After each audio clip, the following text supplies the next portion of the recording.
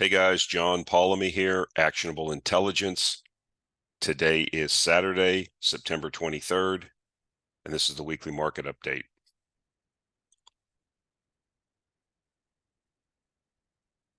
As usual, the disclaimer page, anything that you hear or see on this podcast or video is not to be taken as investment advice. I'm not a registered financial advisor. I cannot give you personal financial advice. Please do your own due diligence. It's your money. It's your responsibility. Okay, before we get started, one housekeeping note. I've had a couple people that have subscribed to the newsletter, and for some reason, their emails just simply don't work. I send them the newsletter, I send them correspondence, they send me, correspondence back that they never received anything, and they don't get the email. If you don't get the emails, if you don't get the product, check your spam, or consider using another email address. Some of these email addresses that I get sent for subscribing are really funky, and I suspect, I send mass mailings out of the newsletter on a monthly basis, or I'm responding from a Gmail account, and it may simply be getting blocked by your email provider or service. So I don't know. It's a very small percentage of people, like less than 1%, like 1/10 of 1% or something like that, but it does happen. And it's not, it's just a customer service brief I'm trying to do here. Don't get discouraged. Just find some way to contact me from another email address and we'll try to get it worked out. Okay. So this was going around Twitter. You can see it was from Sputnik, but this is the facts. It's a source is the Treasury Department. I put the title of this slide, Can't Stop, Won't Stop. This is a U.S. national debt, how it's grown 84 times over the last 100 years. You see that what's happening now, like even in the last 10 years, I mean, we're up 10% in the last 13 years. This doesn't even include the off-balance sheet items like the Social Security and Medicare liabilities that are not accounted for. We're now at a point now, and of course, I'm talking about this because it's inevitably and at some point going to be an issue. The thing with these talking about the national debt and things like this is you have to remember the United States is a very wealthy economy and is still a fairly dynamic economy, but it is not going to escape, physics and math if it continues to make these poor decisions, which it will. We're not going to, there's nobody in the political class that's interested in taming this. It's basically to the point now, what I've seen over the last 10 years has convinced me. This is why I don't want to be involved. I don't really try to involve myself too much in politics as far as, yes, I'll talk about it, but I don't, you're not going to vote your way out of this. This is why I say this. You basically have an oligarchy that's there, that's controlled by moneyed interests, and they're going to strip mine this economy. They're going to strip mine you, and then they're going to wipe off and walk away. That's what they're going to do. And at some point, this is going to become a problem. And it's going to become a crisis. Now, because something is certain doesn't mean it's imminent. But you tell me who's up there talking about cutting back the defense budget. And aren't you kind of scratching your head? We're spending $890 billion a year on defense, and we don't have enough artillery shells to supply Ukraine or ourselves. We don't have enough HIMARS rockets. This F-35 program seems to be a disaster. Somebody just bailed out of the pilot bailed out and landed in somebody's backyard. Where's all this money going? Is it being spent effectively? It doesn't look like it. Where is all this money going? Now, if you talk to people that are in the work in defense, which I have talked to them before, they will tell you how it works. That's why we talk about the military industrial congressional complex. These defense contractors have amalgamated themselves into just a handful. You have this rotating door, just like you have in the pharma industry, in the banking industry, Wall Street, where people go and serve in government agencies, and then they go right back into private industry. or they go from private industry into the regulatory agency or the agency that is, has purview over that particular industry they just came from. And everybody seems to be fine with it. Nobody's doing anything. There's nobody up there going to, like, Social Security and Medicare need to be reformed. And to get this under control, the things that you need to do to get this thing under control, this debt, they're not politically possible. And as I've said before, the things that are politically possible won't fix this problem. And so you're going to go to a crisis. You're going to have all kinds of band-aids put on. That's why I expect higher inflation, debasement of the US dollar over time, more regulation, more taxes, more encroachment on your freedoms to stop people from pushing back or even acknowledging that there's a problem. We saw this during the pandemic and post-pandemic. I chuckle. It's not funny, but I do chuckle. I have people that I've talked to that, yes, there's going to be big investigations. People are going to go to prison. Who's going to prison? Where are the investigations? Nothing's going to happen. Nothing's going to happen. Nothing ever happens. And so this is all kabuki theater. They have hearings. You have people pouring across the border in the tens of thousands every day. Okay. Polls show that overwhelmingly the people in the United States want the border controlled. That's been the same feeling for decades. And does anybody do anything? No, there's no consequences for not doing anything. And so you look at the infrastructure of cities, of the major cities, the crime's out of control. This thing that happened in Nevada, I guess, not too long ago, where a retired police chief is just biking down the side of the road trying to get some exercise, and two hoodlums who had stolen a car that ran right into him deliberately and killed him, and were laughing about it.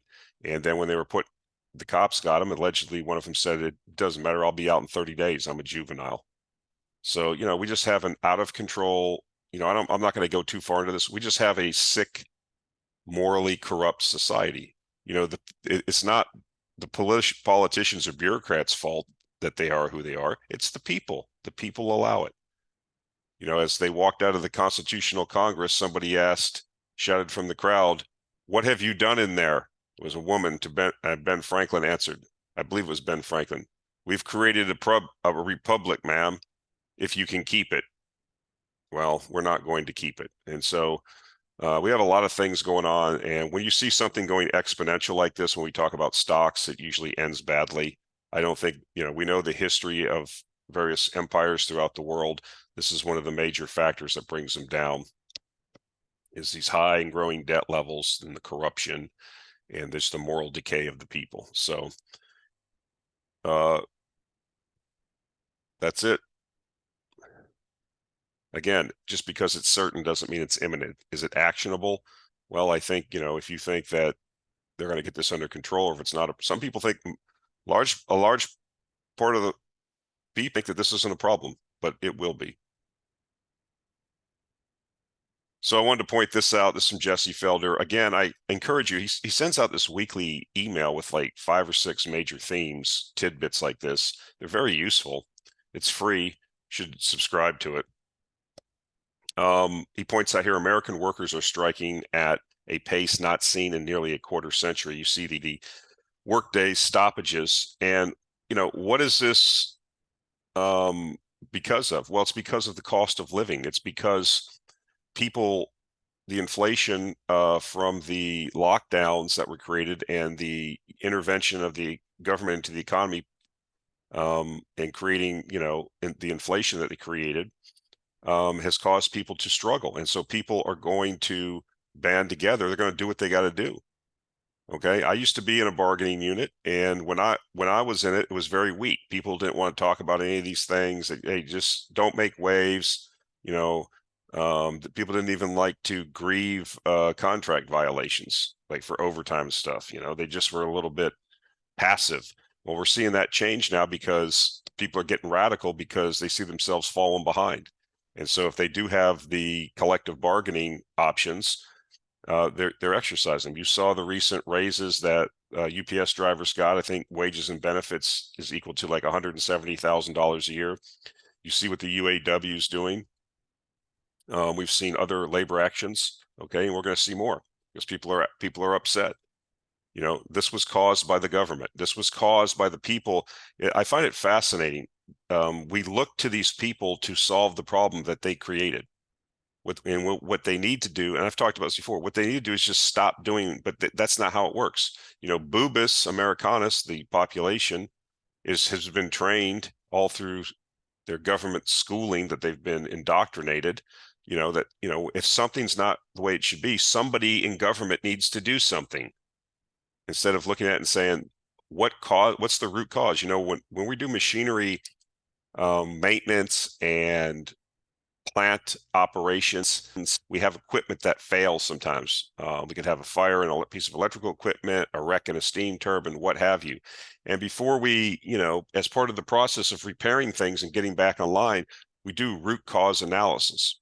And these take an extensive amount of time, and they're very involved. And we delve down and determine what was the cause of this particular issue, such that we can identify it and hopefully remove it so it doesn't happen again, or understand how to manage it properly so we don't end up having a catastrophic failure. But there's none of this type of analysis or thinking. It's just this emotional reaction.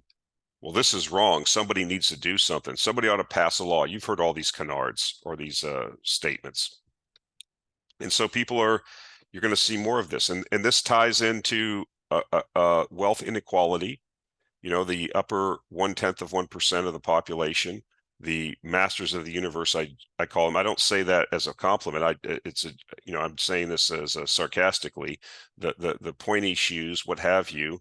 Okay, they've just been strip mining the economy for the last decades, and various ways of using the government to stifle competition, to get monopoly power over industries, to control industries. That's what this whole thing with the COVID vaccines was, forcing you to take them, and billions of dollars. And now we just turn our head and pretend like nobody has been, there's a certain amount of the population that has Stockholm syndrome that, believes that they worked and they're fine and they're going to go out and line up for that. But you see the uptake now, after all the data has been leaking out, that they're only going to get it's going to be like the annual flu shot. Nobody gets it because everybody knows it doesn't work. But what's the repercussions for this? What's the repercussions for putting us even further in debt by locking down the economy, by creating all that inflation, to putting all that free money into people's pockets? And now we have a big mess.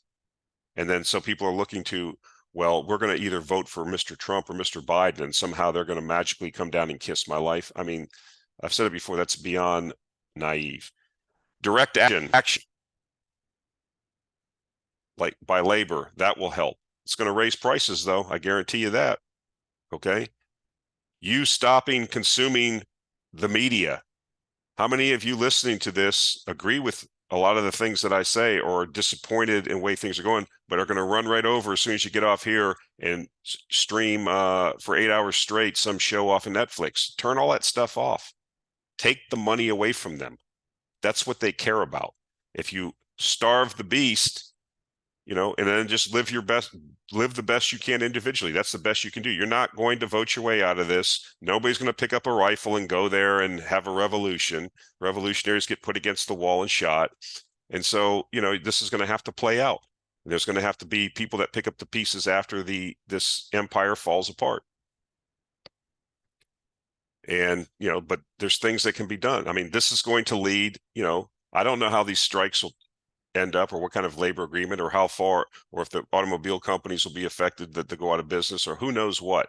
But what I will tell you is that the price levels are not going to come down to 2% when people are getting the kind of wage and benefit increases they're getting. That's going to get passed into the services and the products that those companies have to pay.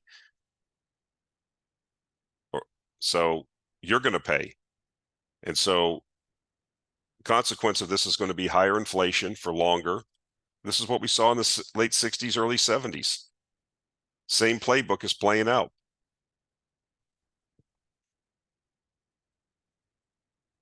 Subsequent waves of inflation. And so, how long can the Fed keep rates for higher for longer? Here we have, 4-week moving average of U.S. bankruptcy filings and 8-year levels of during the pandemic and the great financial crisis. But yet, if you go and look at the financial media, they're telling you everything's fine. The Atlanta Fed said we're growing at 6%. Under behind the drywall, the mold and the rot is taking place, and you're in this house of cards.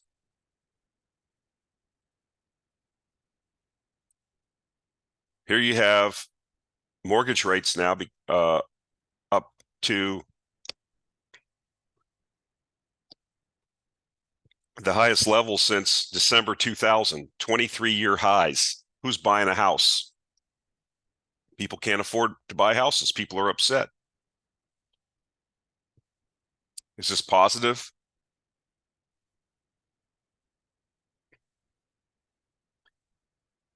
I've talked about this before. Here's a chart from Apollo. It says a default cycle has started. This is what I have been talking about as one of the things that I thought would be a major factor to causing a recession. And you've seen the other times throughout where we've had recessions, and you've seen that the default cycle, you get a big bunch of defaults for high yield debt. Now it's starting now. And it makes sense, right? Because the lag effect, if you go back and look, it's still at this time last year, rates were only slightly above 2.5%, the Fed funds rate. So a large portion of the interest rate increases still has not made it through the entire economy. And as it does, things are going to start breaking even more. And we have not avoided the recession. Now you've had the narrative seem to have shifted from no landing. This time is different to a soft landing, and now the soft landing narrative is starting to erode, I'm noticing. And so we'll see what happens. You see, this is when the Fed started raising rates, time frame, and you see what's happened subsequent to that. And that's going to continue because the rates are so high now as people refinance. It's not even just refinancing. The inability, we just talked about higher costs, inputs. I've heard anecdotally from different business owners, labor costs across the board. When you have higher energy costs, that percolates into everything, shipping, all the other things. And so your cash flows become constrained. And so even if you were able to refinance, you have a lot of companies that really probably shouldn't be in business, and they were kept alive with, 0 interest rates.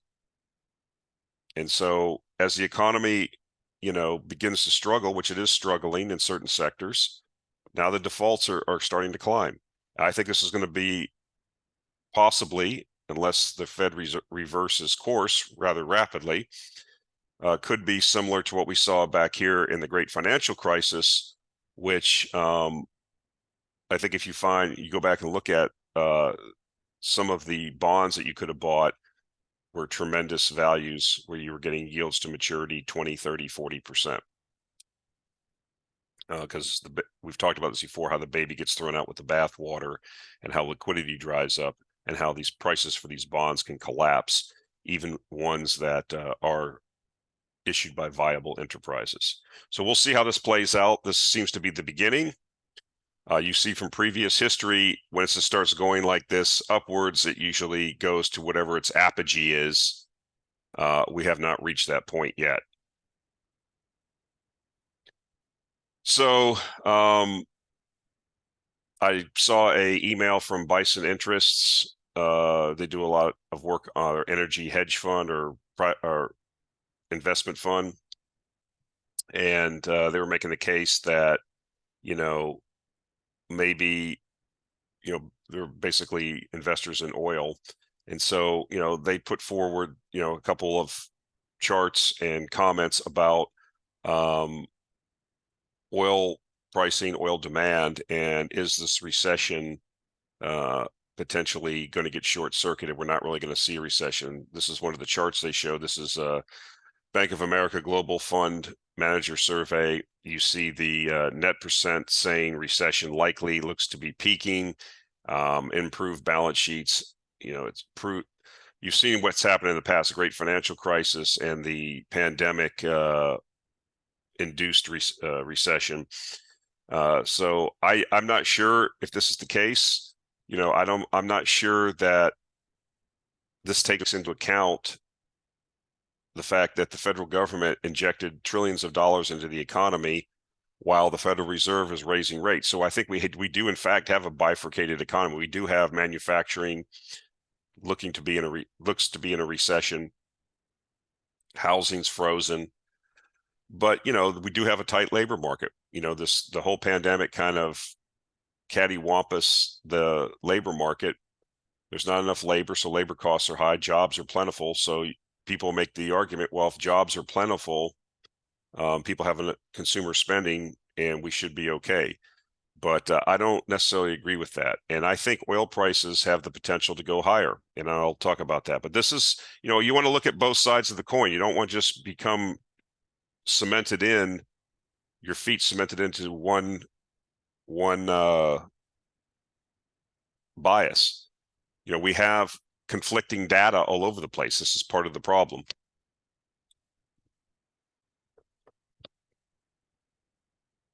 So this is Louis Vincent Gov was being interviewed on a couple places, Financial Sense NewsHour, Macrovoices with Eric Townsend. I'll put a link to the Macrovoices with Eric Townsend interview because I think it's good. Louis Vincent Gov has lived in Hong Kong and done a lot of business in China. I think he said something that was very instructive, and this goes back into energy, the energy markets, because they were talking about this. And he said, when people look at China, they have one extreme view or the other. They either have a view that it's collapsing. You've seen Kyle Bass out there for probably 15 years talking about every year China's going to collapse. Or you have the other view on the other extreme that China's going to take over the world. And Louis Vincent Gov, having been there for 25 years, basically says it's a more nuanced view than that. And I agree with that. And what he points out is if China is really melting down, how come the bank shares are not melting down? We have, it is acknowledged we have this big property bubble that's bursting over there, but is it just, we haven't seen like people take the bank stocks out in China to the woodshed. So that's one discussion point. The other is if China's imploding, why isn't it reflected in commodity prices? Because China being one of the largest consumers of commodities, you would think that the commodity price would collapse because demand's going to collapse. And so he doesn't say that everything's rosy, but he doesn't say everything's going to collapse. And I think you should listen to the interview. It's very interesting. Another piece of information that was brought up in that interview, which I found very fascinating, was the discussion around the fact that, with the emergence now of the BRICS entities, with the people that are in the BRICS conglomeration controlling something like 50% of the world's oil production or a little bit more, the potential for Russia to have an oil embargo, if you will, not embargo, but it'll be construed as we're having to do pipeline maintenance, we're having to do port maintenance, basically shutting off like 3 to 4 million barrels of exports a day, basically in the middle of winter. And that goes along with like whatever remaining natural gas to put the final squeeze on the Biden administration and the Europeans, because some people that are listening to this aren't going to like it, but the greatest Ukrainian counteroffensive is over. It failed. Mr. Zelensky's recent trip to the U.S. failed. There's no more money. Yes, there will be money, there will be weapons sent, but the volumes will not be what they were before. The Russians have absorbed all of the counteroffensives, the narrative that they were going to be driven out is going to slowly manifest as not being possible. And so the Russians are just sitting here waiting, I think.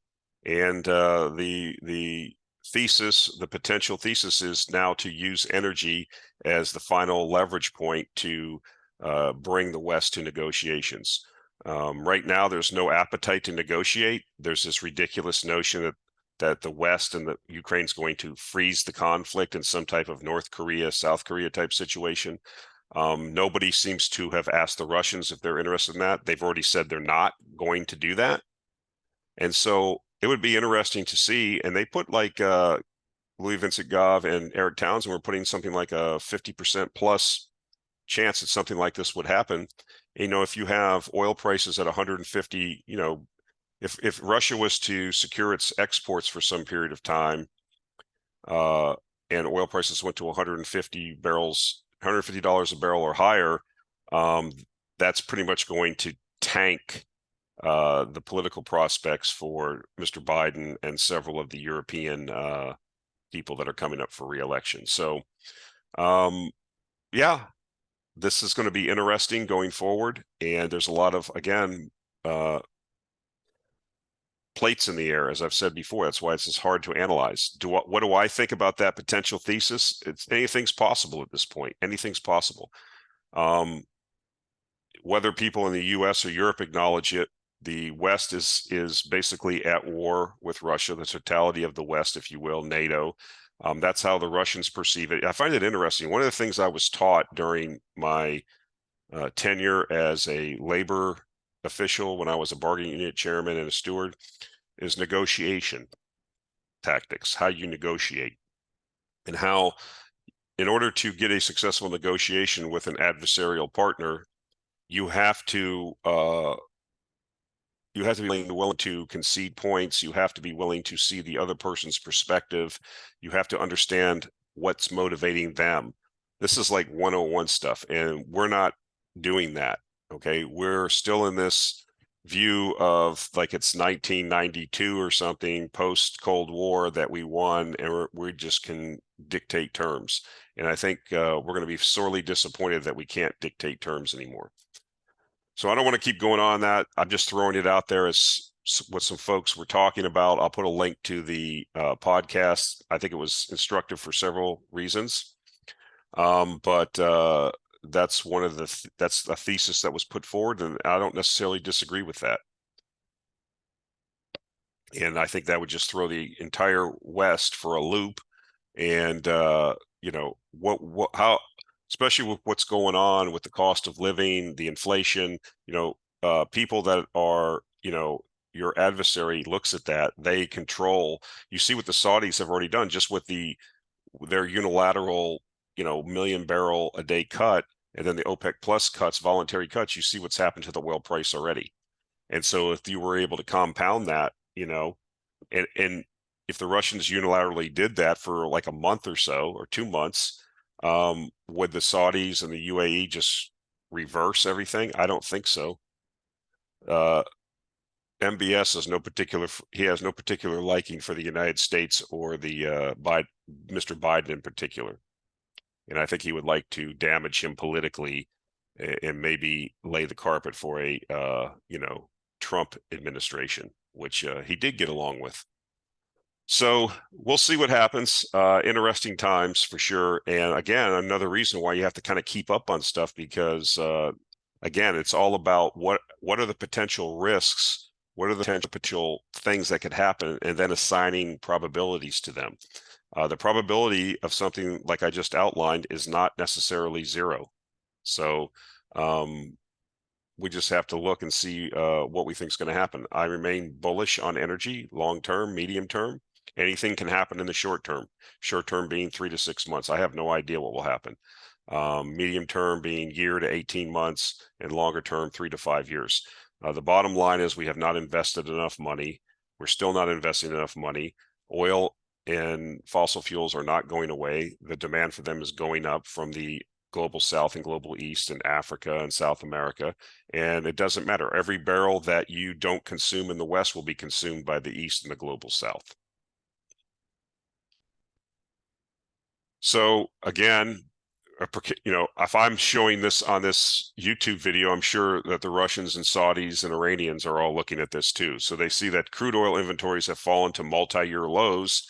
Observable crude oil inventories, you see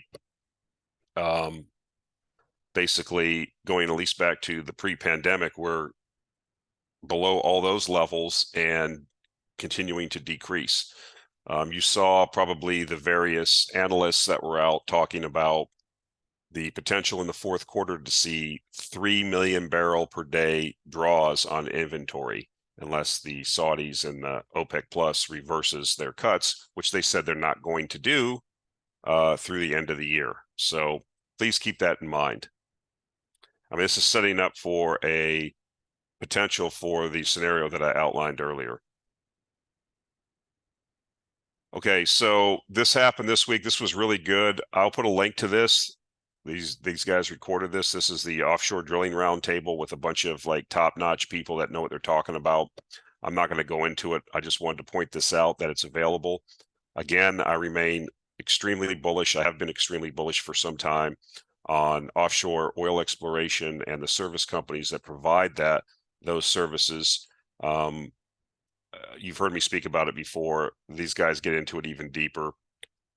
I think some of the main things that came out of it is just the fact that insufficient amount of equipment, and that's leading to higher day rates, which is going to lead to higher cash flows and inevitably higher stock prices, with the caveat or with the additional bullish catalyst being there simply is zero appetite to build new rigs, new service boats. No one's talking about doing that. And so I think this could be like a golden era for some period of time for the offshore industry, just simply because of the fact that the final investment decisions by large oil companies and exploration and production companies offshore are increasing, yet the ability of the service providers to adequately supply equipment is constrained and will remain that way. So this is really a perfect setup. So I encourage you to listen to this. If you're interested, I'll put a link in the show notes. It's worth the hour and a half time commitment. So not going to talk too much more on uranium. I've kind of beat the dead horse. It did pull back a little bit, not the price of uranium, but some of the stocks. Sometimes you have to look at the price of uranium, and the stocks, especially the juniors, have a tendency to be speculative, so they can overshoot for some period of time.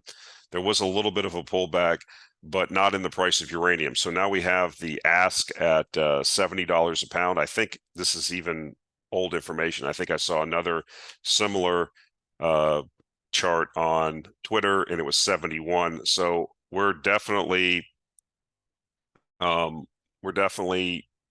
something's happening, right? And based on the information that I've seen or listening to folks that are more knowledgeable than this than I am, or have, again, I'm a generalist. I'm not focused on this one industry.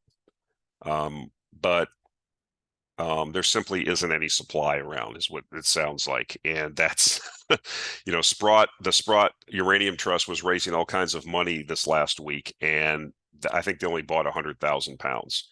There's really not a lot of just free unencumbered material floating around in the spot market. That could be a catalyst for substantially higher prices. I don't like to be one of these people because I simply don't know, and I don't think many people really do. I like to temper my expectations. I think the uranium price heads higher. Do I think that there's a potential for a super spike? Yes, I do. Am I predicting that? No, I am not. It's just impossible to know. Again, I've been talking about uranium. I do find it a little bit, it's kind of a good badge I wear a little bit, but you will see it occasionally on uranium Twitter or FinTwit, because this is the shiny object again. This is like this huge piece of like shiny lure moving through the pond now. So we have a lot of attention because the price is up. It's drawn everybody back in. Of course, we've been sitting here patiently for the last 5 years, 6 years actually, probably, talking about this, that this was inevitable, and now it's happening. And so I do wear as a badge of honor when people will say, well, who got you originally involved? You'll see the conversations in who did you hear this story from originally? And then, I do take a certain amount of perverse pleasure in seeing my name come up, that people, attribute to me there, that I introduced them to this this potential speculation. So that's interesting. But again, not to put the spotlight on myself, I'm like I said, I'm a generalist. There's so many people that know way more than me. I just follow them. Like Munger said, I don't try to reinvent the wheel. I just find people that are smarter than me and listen to them. And that's works out fairly well. But if it's actually a fact that this is kind of somebody asked me before, let me just clarify what I'm getting ready to say. This is kind of what I've noticed is starting to happen, what happened in the last cycle, where it just seemed like every week you would see green arrows like you see here on the screen. It would just be something like this, up $2, up 75 cents, up $1.50. It was just relentless. And if that happens again, we didn't have the social media. We had message boards. We had the beginnings of some social media, but we didn't have the lightning speed social media that we have today. This is another factor that I think is really going to, if we do get this spike in prices, that's why I think it will overshoot, because we just have such a tremendous social media. We have so many, unfortunately, tourists, but they will come. And that's why I think when we do have a spike, which is a possibility, if we do have something like that, we'll really overshoot to the upside, I think, because just because of social media and how that works nowadays, contrasted to the fact that we didn't have that kind of promulgation of information back in the previous cycle. So a positive, not going to say too much about it. We'll see how it develops over time, but looks pretty good, and hold what we got, and buy on dips.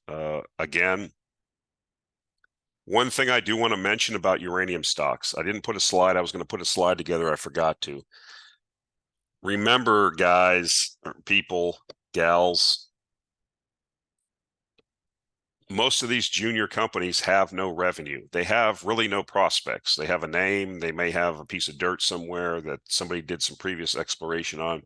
And so they exist on hopium, copium, and share issuances. And we already started to see that last week. There's a company in Australia that I follow, Alligator Energy, I believe is the name of it. And during this run up, the stock price had went up about 50%, I think, something like that. And guess what the management did? They had an offering of stock. They came to the market with like a $30 million worth of stock that they sold under the market price, by the way. And the stock got clipped by it went from about 7.5 cents back down to 5 cents. So what's that? The drop, 33% drop, whatever. And so I think you're going to see more of that, guys. These companies are going to utilize the interest that's been generated by these higher prices as the share prices go up. They need a continuous amount of cash to keep going, legitimately in some cases to continue on their project development, in other cases of the lifestyle companies to make sure that they can keep the lights on. But be aware of that. The companies that you own, do they own real properties that have a prospect of being developed? Does the management have a background in successfully finding and either developing or selling to a larger company a deposit? What's the cash balances of the companies you own?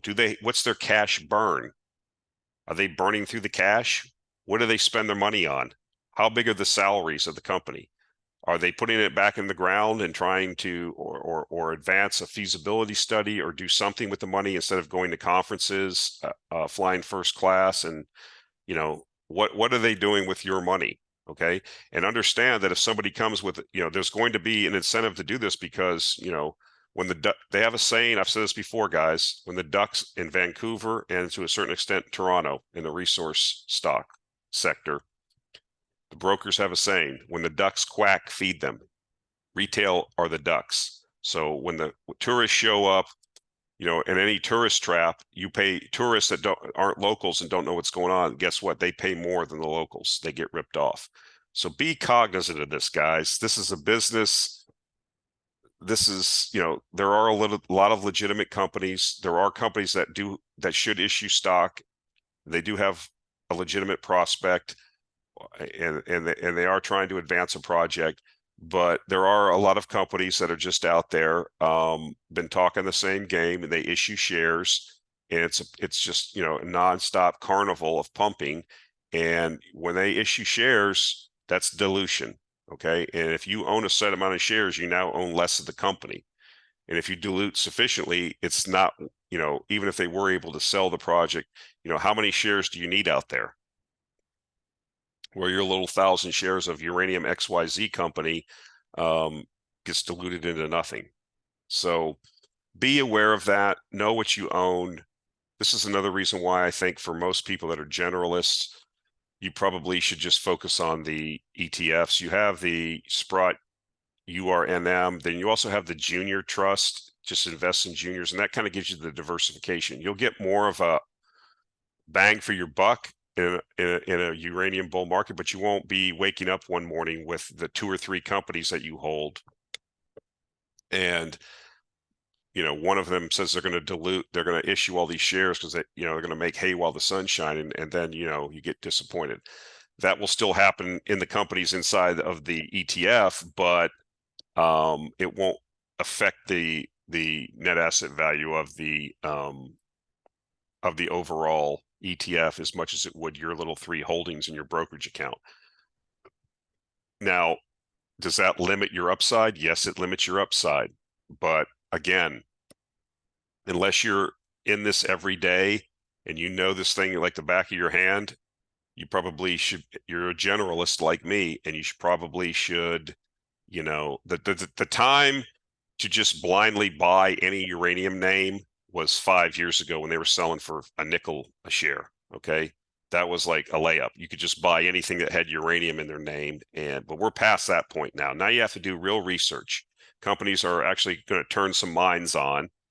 And now they go from like Boss in Australia. People ask me about that. What do I think? What do I think? It's a single mine company. They have risk now, operational and mining risk, and mining's a very difficult business. So buyer beware. Okay, that doesn't mean they're not going to be successful. That doesn't mean they don't know what they're doing. But you know, if a piece of major equipment, a single point of failure in the process breaks down, and then they announce it, and it's 30 days to get the thing replaced or whatever, that's going to affect the share price. You know, did the assumptions that were made about production and recovery and all that and costs, you know, does that all make sense now? Okay, so once companies go from hopium and copium and, you know, just looking at their corporate presentation, well, they have so much of the uranium in the ground. If uranium price goes up, the share price, you know, that's easy to do when things are at a nickel a share, when stuff's selling for $2 or $3 or $4 a share, and you can't, and now you're introducing, you know, reality of actual operations into it. So I hope that you're taking all this into consideration. I do think that a tremendous amount of money will be made, but make sure you're not the guy, you know, that's just out there not really knowing what you're buying, getting sucked into, you know, the tourist trap just because this is in the news. So that was long-winded, I know, but I preach this all the time. But please, don't.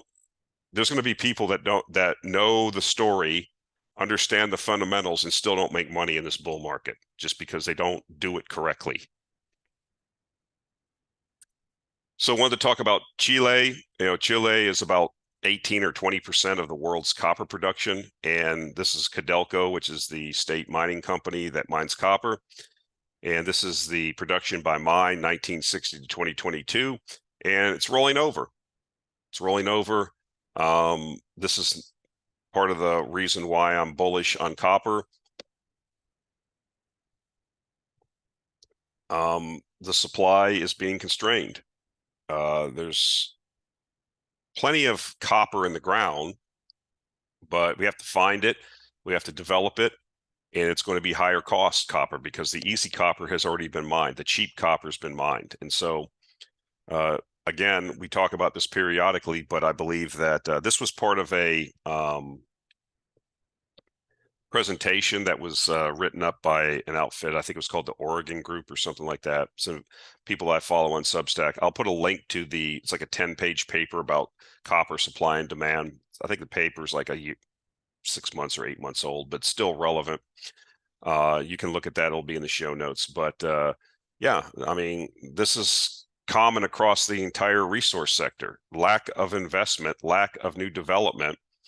You know, what I find so intriguing is that this is like a perfect setup for us. This is why part of the super cycle, you literally have governments in the West wanting to spend trillions of dollars on an energy transition that can only be facilitated by the exploitation of millions and millions of tons of raw materials that have to be dug out of the ground. And yet these same governments are doing everything they can to constrain that development of new resources, to pull those resources out of the ground. It's like, you know, I preach against government. I hate how they screw everything up, but this is the whole definition of being a speculator, looking at the stupidity of governments or companies, and then, you know, finding that issue where they're, like I said, they want to do X and spend trillions of dollars. It requires all this material, yet they're doing everything they can to restrict the supply of those materials. That's a layup, guys. A long-term layup. And so we'll see. You know, that's just a general statement. What are they, you know, we talk about in the weekly market update over time, how the Biden administration stopped some mining stuff in northern Minnesota, recently uranium development by the Grand Canyon, and that individually, each action isn't going to do anything, but collectively, it's death by 1,000 cuts. And it just adds to the higher cost that these minerals, you know, as supply is exhausted, as supply is constricted by government regulation, price will go up. Again, here's the another chart from that same presentation. It says green demand will represent 47% of additional copper demand for the rest of the decade. There you go. I actually think that the green thing is going to crash and burn. It's not going to end up being what everybody thought. You're already seeing, for example, you look at the UK, you have an election coming up. Rishi Sunak is crawfishing away now from the green agenda as a hopeful Hail Mary to save his ridiculous campaign. But we'll see. Again, if people actually believed all this, what you have to do is you have to just cut consumption. People have to live frugally and cut consumption. And by living standards need to go down. And when you put that in front of people, especially in the West that are accustomed to it, they're not willing to do that once they realize that. And so that's why you have to use the tactics that the governments in the West are using: coercion, oppression, things like that, political oppression, because censorship, because no one's going to go for this voluntarily. And what I find interesting is I'll put a link to it. There's a debate at Oxford. They have those debates, and one of the guys, I forget his name, he's a Russian immigrant guy or from Eastern Europe, and he's talking about why this won't happen. And it's basically because the people that are poor in the world don't want to stay poor, and there's nothing you can do about it. So CO2 emissions are going to go up. And as I've said before, if you don't want to use oil in the West, if you want to restrict it, if you want to ban it, whatever you're going to do, decarbonize, it's just going to be used in the global East and South, because they think this is ridiculous. They think we're ridiculous. And they'll just use the resources. You know, people in India use like 1.5 barrels or less, I think 1 barrel, or maybe even less than that, of oil per capita. We in the West use 20 barrels in some countries.